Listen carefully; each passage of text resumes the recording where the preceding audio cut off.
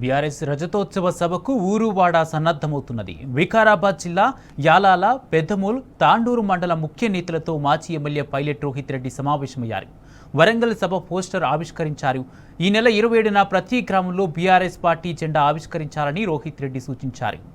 రజతోత్సవ వేడుకను పండుగలా నిర్వహిద్దామని శ్రేణులకు స్పష్టం చేశారు. ఈరోజు మనము తాండూరు మండలము, పెద్దేపల్లి మండలం, యాలాల మండలానికి సంబంధించిన సన్నాహక మీటింగ్ ఈరోజు చేస్తూ ఉన్నాం.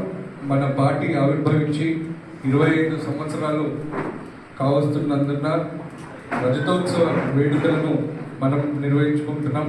వరంగల్లో పెద్ద ఎత్తున మరి ఇంతకుముందు ఎన్నడూ కూడా చరిత్రలో ఎవరు చూడని విధంగా మరి అంత పెద్ద ఎత్తున ఏర్పాట్లు మన పార్టీ అధినేత కేసీఆర్ గారి ఆధ్వర్యంలో చేస్తూ ఉన్నారు.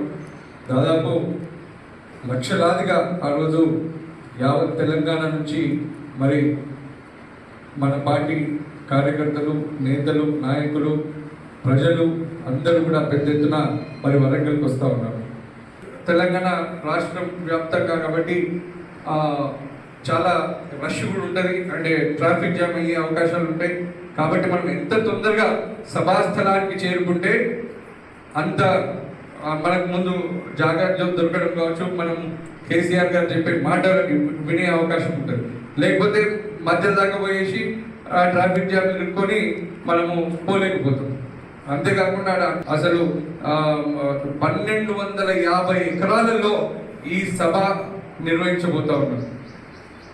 మీరు చూసే ఉంటారు, నిన్న మనకు పర్మిషన్ కూడా వచ్చేసింది. పర్మిషన్ కూడా ఇవ్వకుండా కాంగ్రెస్ పార్టీ వాళ్ళు గుడ్ పుటాక్ చేస్తే మరి మనకి ఇప్పుడు కోర్టు నుంచి పర్మిషన్ కూడా మనకు వచ్చేసింది.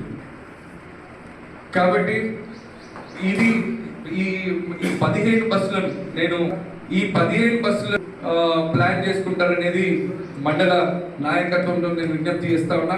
మీరు ప్లాన్ చేసి ఎంపీటీసీ పరిధికి ఒకటి ఇస్తారా, లేకపోతే ఉద్దేశించి ఇస్తారా అనేది మీరు ప్లాన్ చేసి రేపటి వరకు మరి మీరు కంప్లీట్ రిపోర్ట్ అనేది ఇవ్వాల్సి వస్తుంది. ప్రతి బస్సుకి ఒక ఇన్ఛార్జ్ని, ఒక సీనియర్ నాయకుడిని మీరు ఇన్ఛార్జ్గా నియమించాల్సిన అవసరం ఉంది.